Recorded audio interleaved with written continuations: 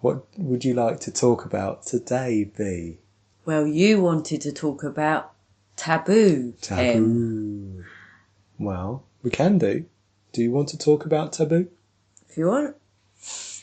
Okay. Shall I start then? Mm-hmm.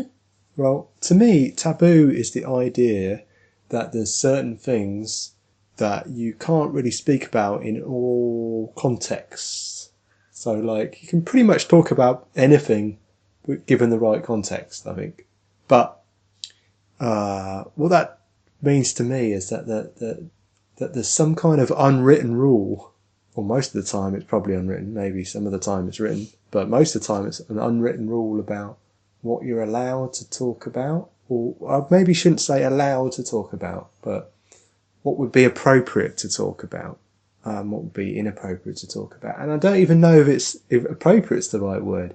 It's how you feel about expressing yourself. Do you stop yourself short and only ever think something that you kind of wanted to say but didn't feel like you could say? And so, like, somehow we have these unwritten rules, and I guess people are holding back somewhat. Does that make any sense? Sort of. I mean, the way I see it is, especially in an age where political correctness is all the rage, so the idea of taboo is probably stronger now than what it ever has been, I would think, in that respect. Like, you're not allowed to call certain groups of people certain things. Yeah, it's taboo surrounding a single Yeah, word. yeah. It's not really a topic, but yeah, same sort of idea. But it is a taboo, isn't it? It's a taboo subject. Well, yeah.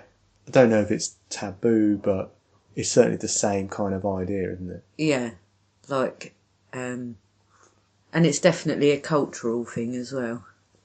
I think there are some basic outlines throughout every culture, subjects that are classed as taboo, but I think it's also culturally based as well.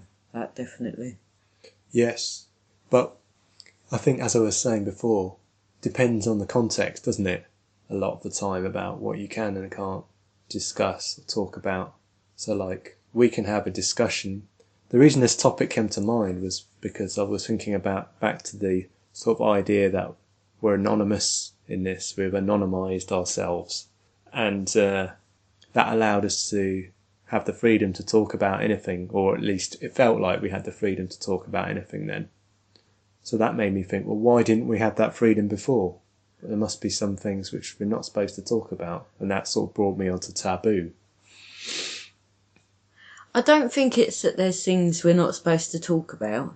I think ultimately what it boils down to on an open platform like YouTube is maybe having people comment on your video, maybe in a negative way, about stuff that they disagree with. I think that's definitely what it boils down to on, YouTube and things like that. You don't want to put yourself in the firing line. Well, yeah, it's not just YouTube though, I guess. No, You it's not, said but something that's an out loud. example because that's what this is on, so, Yeah, if you said something out loud, that someone else didn't agree with, you stand the chance of getting some quite nasty, feedback from that. Is it just politics then, essentially? I mean, we could still get nasty feedback, but there's kind of a barrier because we've made ourselves, unknown on the face of things. So it kind of is a protective shield, I suppose. And it's funny, I have noticed on the internet, on many different sort of public platforms, that the anonymity and the fact you're not face to face with people seems to give people more of a sense of rightness about saying what they really think as well. Yeah. Well, there's trolls, aren't there, as well? I'm not just meaning trolls, I'm meaning everyone is definitely got more of a loose tongue when they're not face to face with someone. Yeah. Yeah. And everyone becomes a lot more opinionated on there if you read some of the stuff that's on there. But is that because Twitter's probably the worst one, actually, I think. But Instagram, YouTube, Facebook, all of them, people seem to think that they have more of a right somehow. Yep. To be, opinionated. Not necessarily nasty, but say more than what they normally say on a kind of face-to-face basis. Yeah, because obviously if you said something too bad on a face-to-face basis, you could get a slap. You don't see so much of that on Facebook, but I guess it's because the people that you're, talking to, you know them anyway. So it's slightly less of it, I think. Yeah. Although I have seen a bit. Yeah. But things like Twitter, I think it's a disgrace at times. The things that people come out with. It's just nasty. Yeah. But... So is the idea of taboo that you are anticipating a reaction and that you don't want to receive a negative reaction? Well, in the case of, sort of social media, definitely, yeah, I think so. But in the case not of social media...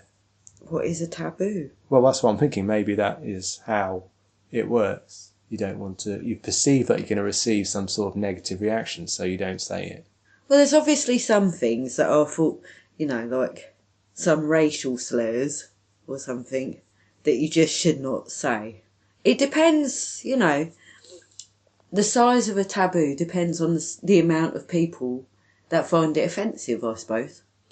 Or perhaps the amount of people who believe that they can't say it. Maybe it's not necessarily offensive, but it just people think that it's not appropriate. Yeah. Yeah. I think there's certain words in every language that people find inappropriate, and it's a general consensus. It's not one or two people. I think that's what makes it a taboo, maybe. Well, you seem to be thinking about words, and I seem to be thinking about subjects. So what do you mean by subjects, then? Give some examples. Well, the most obvious example is sex. But that's not the only example, that's just the most obvious one. There's loads, really. Politics, spirituality, how to bring up your kids. Say that kind of stuff to a parent and you're going to put people's... Ackles up. Yeah. And it's all about how you say it as well, I think. But definitely. Still, you kind of avoid the subject because... well, most people it's easier to avoid the subject than to think of an eloquent way of saying it that isn't going to come across so badly. But then again, is... So it is all about words then? Oh, yeah. Well, do you mean like a taboo not in terms of words, but in terms of, I don't know, things you're not supposed to do? I mean, that's not really a taboo. But it's sort of similar. I could say maybe it's not socially acceptable to walk around naked, at least not in this country. But it's also a bit cold at the moment. I wouldn't recommend it. It's not going to hurt anyone if you walk around naked. I mean, there's no big deal about it. I mean, really, who's really offended that much? Yeah, we've all seen it. Even little kids have seen it. So it's not like, who's it actually hurting if you walk around naked? So is that a behavioural taboo, for want of a better word? I don't know. A better word. You seem to have quite a romantic view about everyone walking around naked, but I can tell you, not everybody's got a body beautiful. Like me. And you'd soon think, no, that's not all it's cracked up to be. Yeah, put it away. Quite literally, excuse the pun. Yeah, but maybe though, that is why. Because people don't want to have to sort of look at themselves and see themselves naked and go, oh, you know what? Actually, it'd be better if I put some clothes on. No, I wasn't thinking that. I was thinking it would be better if they put some clothes on. but they're the one making the decision, aren't they? So what I was thinking, maybe clothes are in fact just a way of disguising our body issues. No, they're not. They're a way of keeping warm, especially if you live in the Northern Hemisphere. Well, not the Northern Hemisphere, so there's only two hemispheres, and the equator's an infinitesimal point between the two. But you're never going to be... You're always in one or the other. By the way, just like to pull people up, you can't actually be at the equator. It's an infinitesimal point. So therefore you can't actually be at it. Yeah, so you're either in the Northern or the Southern Hemisphere, or you're in a bit of both. So I just thought I'd say that. Yeah, you mean in warm countries and in cold countries? Yeah. Like, on certain beaches, I can just walk around in a pair of Speedos if I want. If I walk around in a pair of Speedos, I'm going to get some funny looks. I might even get arrested. Why would you get arrested? I don't know. Is it illegal to walk around in Speedos? As long as you've got your bits covered. What about a mankini? I don't think it's illegal, but it's, not a good look for anyone, I don't think. Yeah, but that would be why you would do it. You know, you're trying to freak people out. You're not trying to, it's not like you want to walk around in a pair of Speedos. You might get done for indecency, I suppose. Yeah, you see, this is actually it is illegal, isn't it, to be naked, walk around naked. But the thing is, what intrigues me with that... Is it just like the law? Is taboo like law? What intrigues me with that is it's okay to have a woman with, like, a thong on and no bra, with just her hand across her bosom, on a massive great billboard. Yeah. But it's not okay to walk round... Like that. Like that. So... It's interesting, isn't it? It's a bit of a double standard. And like... You can buy magazines. These paper imitations of human beings, i.e. billboards. Yeah. They have different rules that apply to them, obviously. You can't arrest a billboard, can you? I mean, you could get it taken down, perhaps. I remember once I was in, close to where we live, actually, and this was a few years ago. And there was this is what reminded me of this very thing. And I'll tell you something that is taboo, and that's breastfeeding, right? So years and years ago, I was in a town that's quite close to us, and there was this lady sitting on a bench, and there was like a little park in the middle of this town with benches and trees, And there was this young mum sitting on a bench, and she decided that she was going to breastfeed her baby, which I did not take offence to at all. I was sitting on the grass with a friend of mine, and there just so happened to be some advertisements from one of the shops just placed behind her, and it was big, and it was of quite a well-known model at the time, modelling a wonder bra.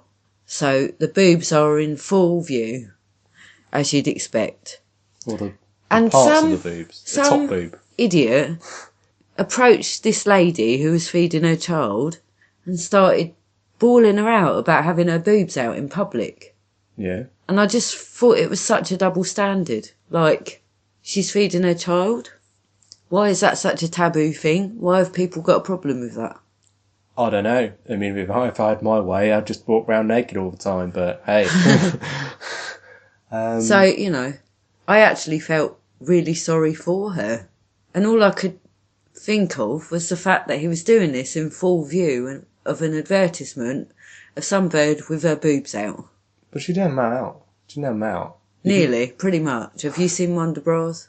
Yeah. It's top boob. Yeah. How much boob was she actually showing? Who? The woman feeding her child. Hardly any. Well, there we go. There are ways of doing that without showing your whole breasts, I suppose. So what would you say? Who was showing more boob? The model on the advert. Right. Okay. Just wanted to get in perspective then. You don't need to imagine too much into this, okay? I was just giving an example. Well, I needed to visualise it, especially when it comes to boobs. Yeah. So, yeah. I guess it's a taboo. Is it? I don't know. I mean, I don't think the exact word matters. I'm sort of seeing beyond the word now. It's just a general social condition, I guess. It's definitely a cultural thing. Yeah. And there's various different rules and whatnots that don't actually, when you think about it, mean that much. They're not going to hurt. It's not going to hurt anyone to talk about something. It's not going to hurt anyone to be naked. It's not going to hurt anyone lots of ways. I mean, maybe there are things that would actually, hurt people, but, that's not really the same thing. So I don't know. What are these expectations? I don't know what they are. And they probably change as time goes by, don't they? Mm. Like, you can expose more skin now. I mean, back in the sort of day of Queen Victoria, it was taboo for a woman to expose an ankle. Do you know what I mean? She could expose as much boob as she wanted, but if she exposed an ankle, that was, that was offensive. They even used to cover the legs on furniture, which I find bizarre. So, taboo and the spectrum of taboo definitely changes over time. Yeah. So, I mean, is it just a set of arbitrary rules that you obey to fit in, just so you can have a culture? I think so, yeah. So therefore, by breaking taboos, are we challenging culture? I don't really understand what you mean by that. You seem to refer to culture as some kind of entity, and it's not. I can't really get my head around that. Yeah, it's not really an entity, but I'd say it's a living thing. No, I don't even agree with that statement. Well, shall we talk about that then? Well, I guess it ties in with it all. But See, the reason why I think culture is a living thing is that, oh yeah, of course, it's constructed by us, unintentionally constructed by humans, isn't it? Mm-hmm. And it evolves over time. So if it evolves, I kind of see it as living. That's sort of one tick in the box. That makes it sort of a living thing for me. And nothing's controlling it explicitly. I mean, people do try and control culture and steer it in different ways. And they are successful in some cases, yeah. Cases, yeah. Yeah. But no one person has overall control. So it's out of control in that sense. So it's just sort of evolving and being out of control. Now, is it living in the sense that it wants to preserve itself?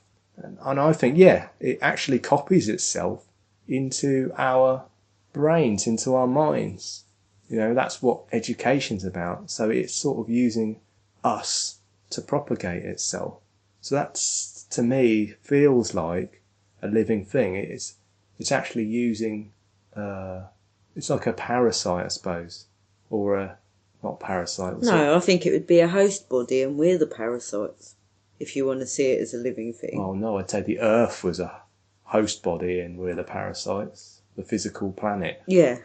Not the culture. But when you think about cultural, then it would be culture that was the body and we're the parasite on it. Nah, because if we disappeared, culture would disappear. Whereas if, in theory anyway, we could live without it. Of course, in practice, we probably can't. Because obviously the parasite is dependent on the host. That's how it works. If the host dies, the parasite dies. It doesn't operate the other way. If the parasite dies, then the host doesn't die. So which is going to die? If we die, if humans die, culture dies. So it must be the parasite.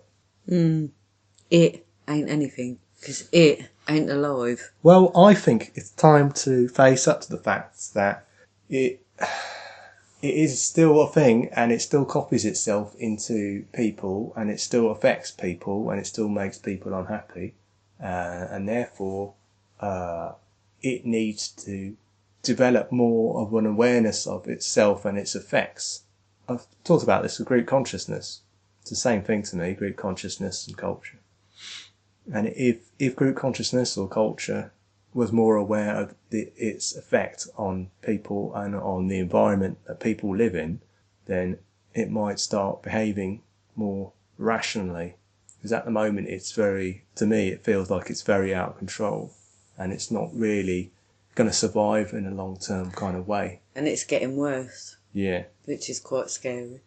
It's getting worse. Well, yeah.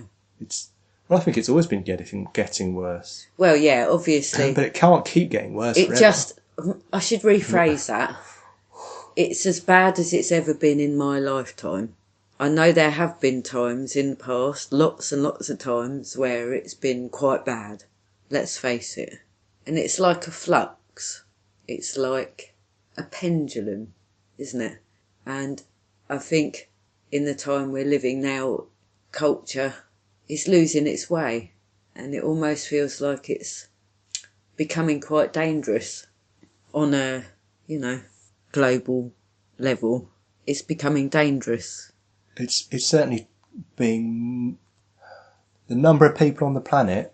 You see, I think back when we were like living in small tribes, it was in control in the sense that if enough people in the tribe decided to do something in a certain way, those people could make a decision collectively and overwhelm whatever the predominant culture was that they started with. Whereas with 7 billion people plus on the planet, it's very difficult to achieve that, because getting 7 billion people to all do the same, to all agree on the same thing, to overwhelm the culture, is, I would say, ridiculously unrealistic and impossible, which is why I think that the culture itself has to decide to be more I'm not sure what that means, though. I'm not sure what that means, though. Well, what? You know, culture isn't a thing. We make up that culture. People. How does as everyone themselves decide that? I don't think they can. No. So what do you mean by that statement? How can culture itself do that? It can't. It's too big. Well, at the moment in culture, we have this idea that, we're harming the planet. So there's there's a idea there, and it actually propagates that. Like you buy, my children's books about the book of Planet Earth. It talks about ecological things. Now, when I was young, that wouldn't have been in a book about the planet Earth. I think the first time I heard about sort of environmental issues, I would have been older than her. I would have been about 9 or 10. And it was all kind of, I don't know if you remember the panda symbol, WWF. Yeah. And so I had this teacher, so I would, been about 9 or 10, who was very into environmental issues. Yeah. And we did a whole topic on that sort of thing. Yeah. So that's the first I ever knew about it. I mean, we never even used to do recycling, nothing like that. The first time I heard about recycling something was probably we have a programme in the UK called Blue Peter, and they did this kind of tin can appeal where you could get the magnets. Yes. The Blue Peter magnets, which were just crappy little things, really. Yeah. And, they could recycle the aluminium ones and they couldn't the steel ones. And yeah. Well, they say they couldn't. Yeah. Of course they can. You can recycle anything. It's just like, well, that's what they wanted at that particular time. You're talking about the late 80s when environmentalism started to really come into the mainstream, I think. Yeah. On more of a level, I'd say. But as a young child, no, not at all. Well, I know, recently, it's in my lifespan, it's the term climate change is quite a recent term. Yeah. And these are things, all the products of culture. And, they're not really products of culture, they're products of people, but they take off. They're ideas that take off and expand through the cultural consciousness. Of course, their origin is individual people. I mean, the fact of the matter is, climate has always been changing, Well, yeah, but that aside, the term climate change now has a different meaning than what it used to have. It would have been a fairly neutral term, 50 years ago, but now it's sort of a term. And this is culture, I think. Another phrase, actually, that I remember that you don't hear as much now is the hole in the ozone layer thing. Well, that turned out to be slightly inaccurate. Yeah, there was a massive hoo-ha about that. Yeah. About not using aerosols and stuff like that because they added to the hole in the ozone layer. And that sort of went by the by. No, it's just because I never really knew what happened to it. What happened to that was that the holes above the Arctic and Antarctic they discovered were in fact pretty natural, and they were right though. They were right though to sort of try and reduce chlorofluoro, whatever it was. Yeah, greenhouse gases, because obviously greenhouse gases don't really help the planet. Now it's the main one is CO2. And it was just early climate science, really, and they kind of got it a little bit wrong there. And so they don't use the term hole in the ozone layer anymore because because there was always a hole in that part, in those parts. It may be getting bigger. Yeah, that might be a problem, but it was kind of always there. Or people now think it was always there. So, yeah. I mean, obviously, polluting the atmosphere, i.e. the thing we breathe, i.e. the thing that everything else on the planet breathes, pretty much, is not a good idea. And, obviously there's so many people on the planet that I agree with the fact that we are actually causing climate change, and it's not really, and it's destabilizing the environment. And so you're getting more chaotic weather, basically. And that's what, in a nutshell, in my way of understanding it, is that, you talk about global warming.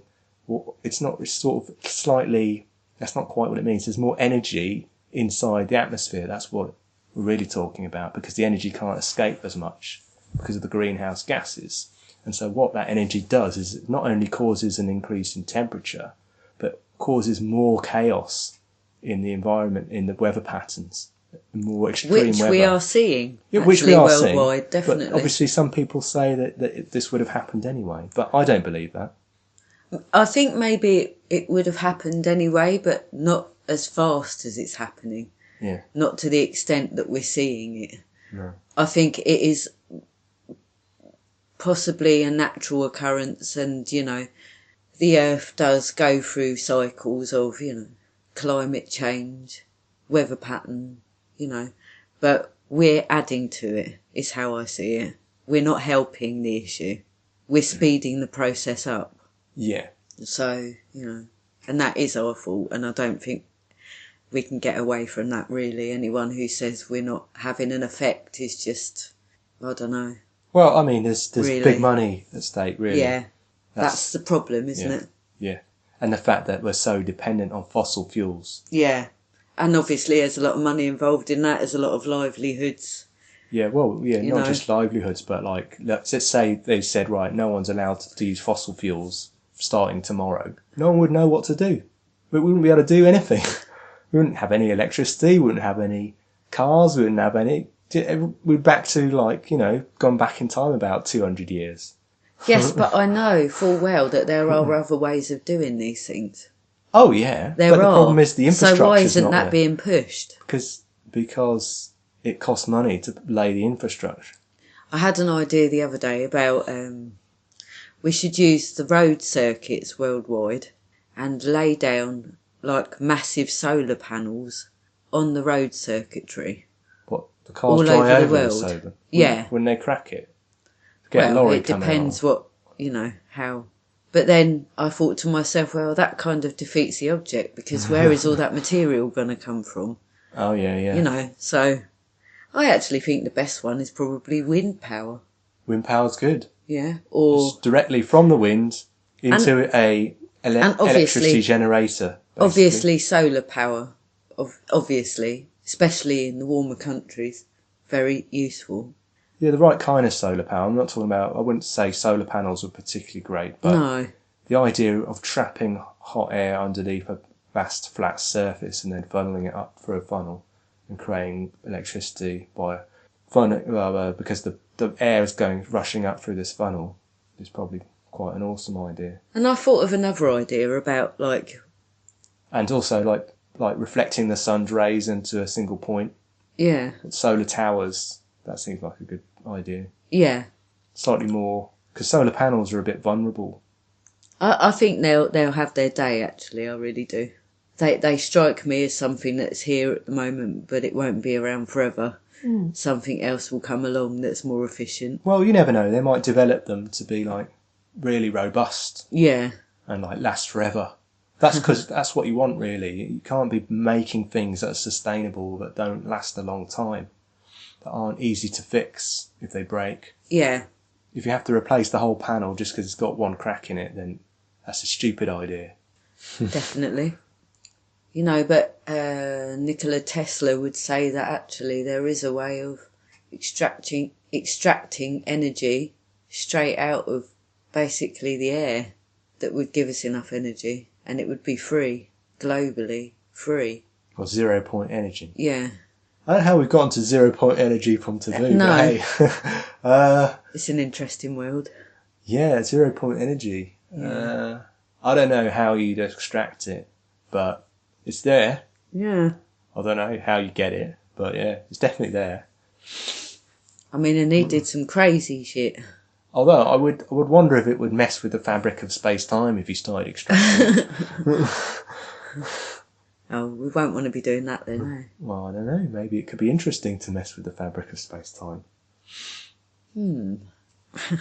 So anyway, yeah, going back to where these sort of ideas emerge from. Obviously, people create all these ideas, but the fact that they propagate and become, big things, and they turn into part of our children's education, I think, to me, that's culture. That's living culture.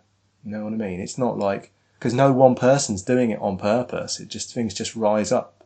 Things just catch on, like, viral videos or whatever on It's a bit Facebook. of a conundrum to me, though, especially all the kind of, environmental stuff. Because, like, in the last 20, 30 years, culturally, we've been banging on about this stuff. But culturally also, we've done some bloody stupid things by way of using things at a much higher rate, like plastics and oils, fossil fuels.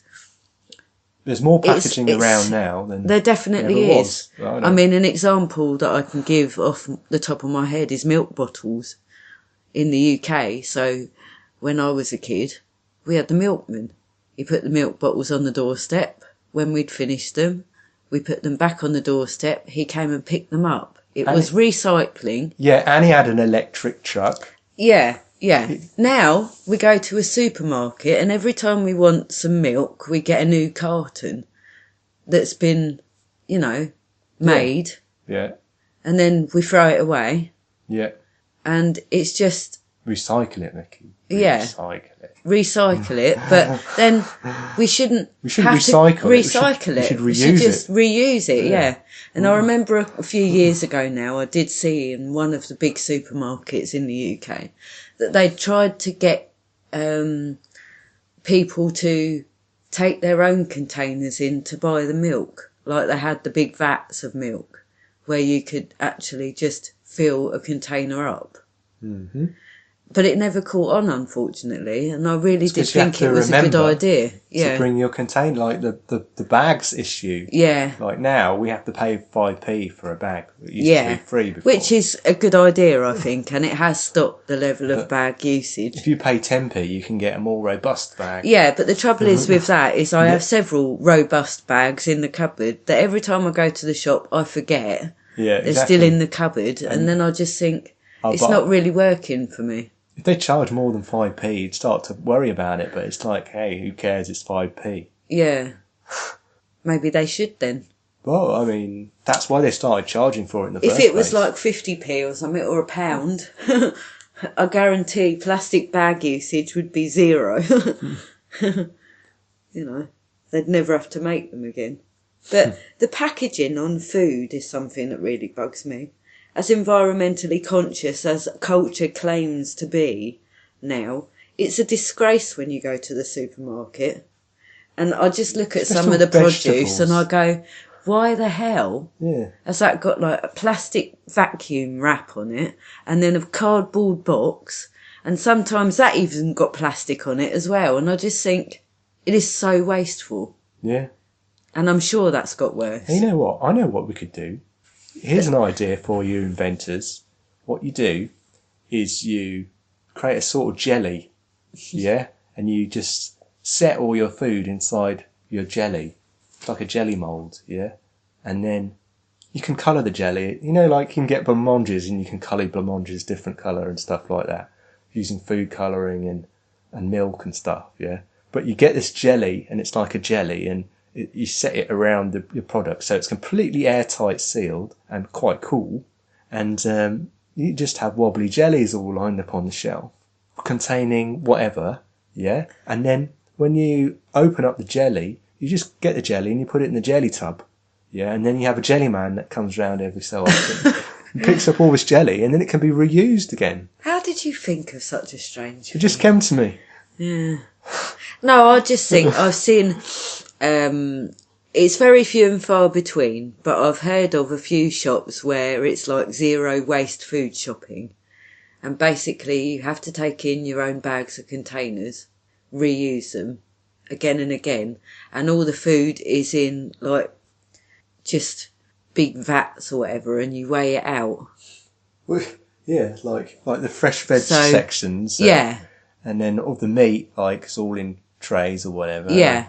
And like the fishes, and but it's up to old you. School, isn't it? It's up to you to supply the packaging, if you like, the containers to put it in. Yeah. Just get a load of Tupperware. Yeah. So... yeah, I'll be up for that. I'm sure there's better things than Tupperware as well, because obviously that uses a lot of material to create that stuff. Yeah, but you could use it over and over and over and over. You should be thinking more along the lines of bags, like Hessian or hemp bags, or, you know, what could you use for something that's more moisture tight, I suppose. I don't see what's wrong with Tupperware. But can you imagine the amount of Tupperware that would have to be created for people to do that? It's not going to everyone's not going to buy into this at the same time. It doesn't all have to come in all at once. There's loads of Tupperware on the shelves out there anyway. If I had anything to do with it, though, I would abolish a lot of food packaging. I would just abolish it. Because the only reason, really, that I can see that most of it's on there is to advertise the product. Is to put the logos and slogans on it and God knows what else. It's not actually to protect the food. The food doesn't need that much protection. All the brands are competing with one another on the shelf for your attention. Yeah, so they think they've got to make their packaging the best. It's all about advertising, you know, and I would just abolish it. I'd say no. Can you imagine going down packaging. the biscuit aisle, and seeing rows upon rows of Bourbons, say, and some of them are home brand, the supermarket brand Bourbons, and some of them are like a non-supermarket brand, but you wouldn't be able to tell the difference. No, you wouldn't. And or baked beans or something. Well, maybe you'd have to taste some of the Bourbons, and that would be an added bonus too of the food shopping. And also, I think if people could just pick exactly the amount they want, because this is another bone of contention with food shopping is, very often you buy something and there's more of it than what you actually would need, and so that food goes to waste. And so if it was a case of the food just being laid out and you got exactly the amount you wanted, there would be less food waste as well, I think, sometimes. Do you not agree? No, I agree, yeah. Yeah. I mean, the thing is, when I go out and buy a packet of biscuits... they don't go to waste in our house. No, they don't go to waste, but I feel like a piggy for eating them all. Yeah. I would actually buy less biscuits if I could. But the thing is, packets are a certain size. They know this. They know how you think.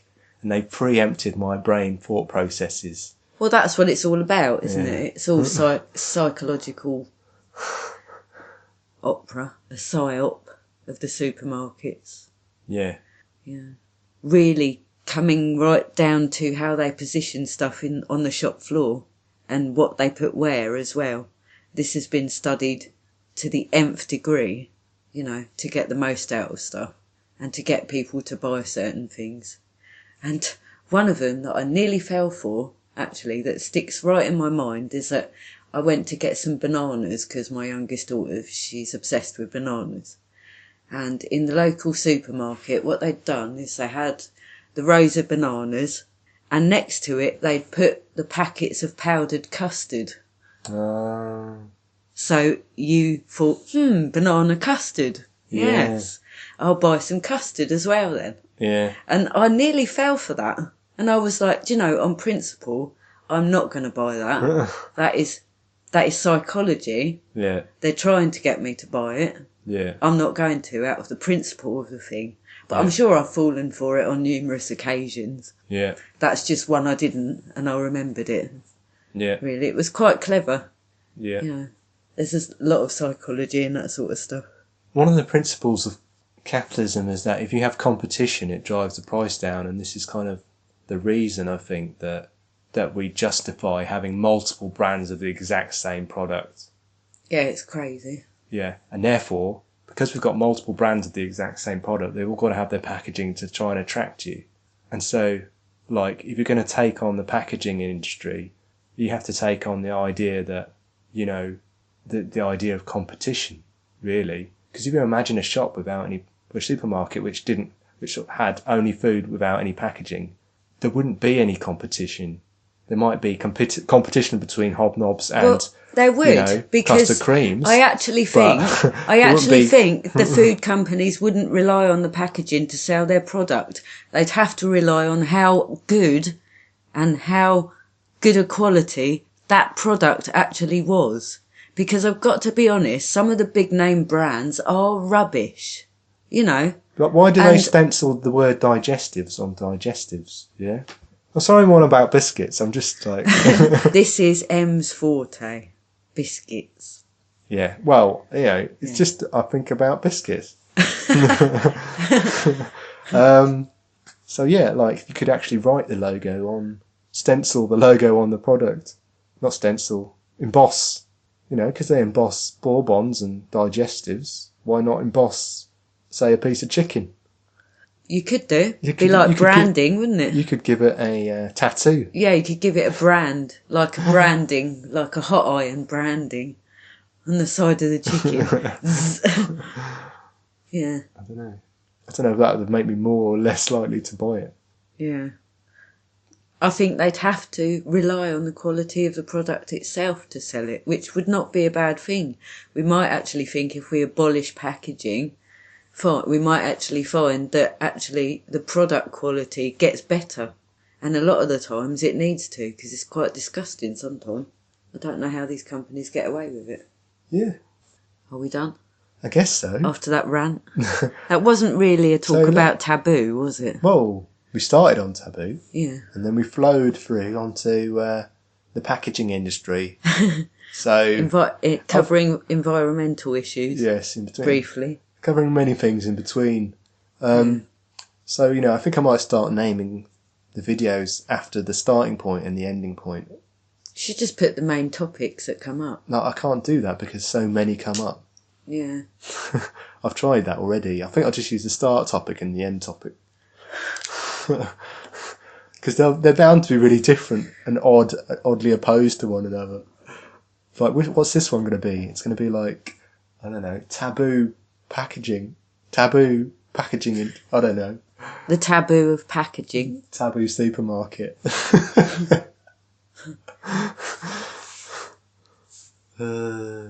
Anyway, until next time, we hope you have a lovely life. And do not die in between this and the next video. Yeah. Goodbye. Bye.